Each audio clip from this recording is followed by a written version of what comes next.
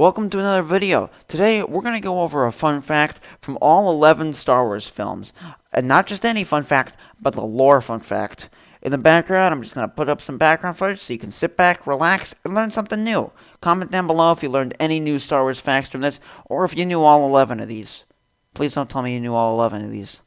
First off, the Phantom Menace. So the fun fact here is that in the book Plagueis, it reveals that Darth Plagueis actually died at the exact same time as Maul.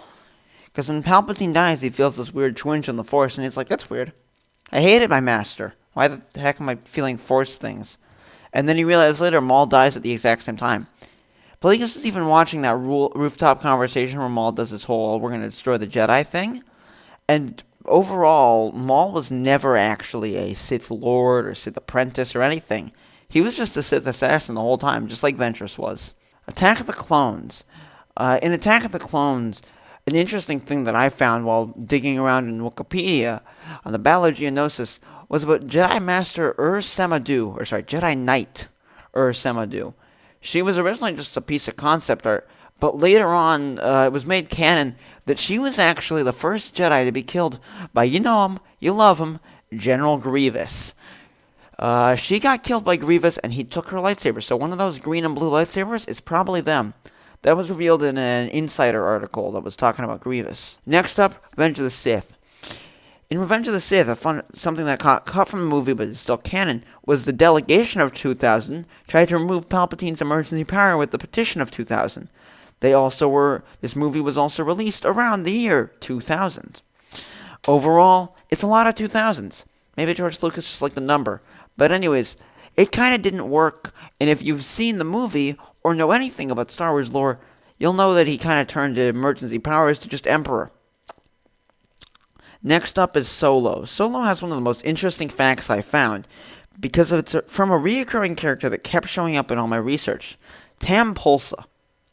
Now, when Han Solo and Lando are playing sabacc against each other in that first scene, where Han gambles He gambles a ship that he does not own. Polsa is watching. Now, Polsa is this effing rogue bounty hunter, or more accurately, rogue cop, and in Rogue One, he was chasing after Ponda Baba and Cornelius Evazan, the two guys from the Cantina and the New Hope, and he got cut from Rogue One, but they stole the costume. So he's in this scene, too. He's also in the Dr. Aphra comics. This man appears all over, and then kind of dies eventually. Pretty sure it's a really touching moment. Next up is Rogue One. Everyone knows that Saw Gerrera was on a bunch of drugs in Rogue One, like the character. I don't know anything about the actor. But fun fact that I learned from the visual Encyclopedia is that his medical droid G21P7 was modified to allow for those drugs, and he was overdosing insanely. Mr. Gerrera was, and they had to keep shutting down that droid because otherwise it would raise an ethical case against Saw's drug usage, and it has no clue on how Saw is still alive after that much overdose. Next, we're in the original trilogy now. It's time for A New Hope. This piece of little information is coming from the book Inferno Squad, where we learn that you know them, you probably don't remember them very much actually. Iden Versio, that person from the Battlefront 2 campaign, actually was not only in the Battle of Yavin, but also had the most confirmed kills, and had to run out of Yavin 4 after they crash-landed there. They managed to survive and then went on to lead Inferno Squad, but they were actually the only survivor of the horrifying Battle of the Death Star. And also the Sith Lord, who, was Vader. So, he lives anyways. But still, on to the next fact. Empire Strikes Back.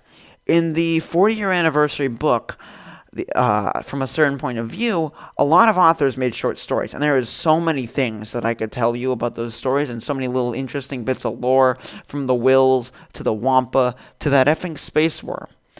Everything gets lore. And also a weird Ugnaught love story.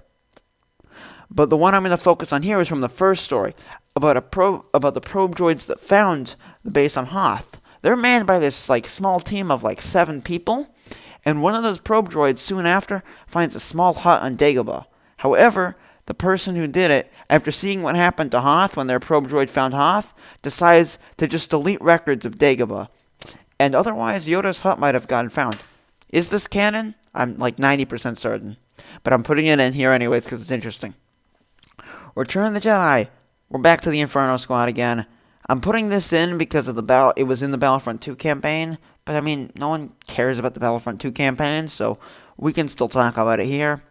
The Rebellion nearly discovered that trap at Endor, but they didn't because the Inferno squad broke in, shot themselves out of the ship. If you've seen that really funny thing in the hyperspacing just straight into there and grabbing her, that was from that part of the campaign.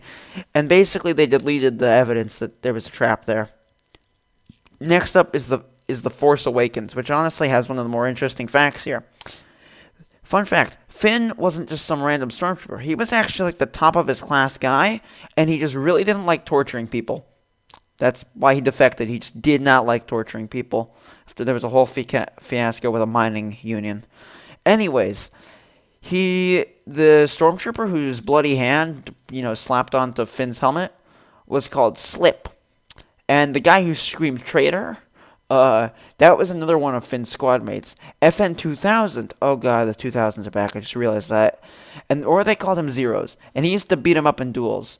And that was from a quick Force Awakens book called, I think, The Force Awakening. I'll put the thing in the description.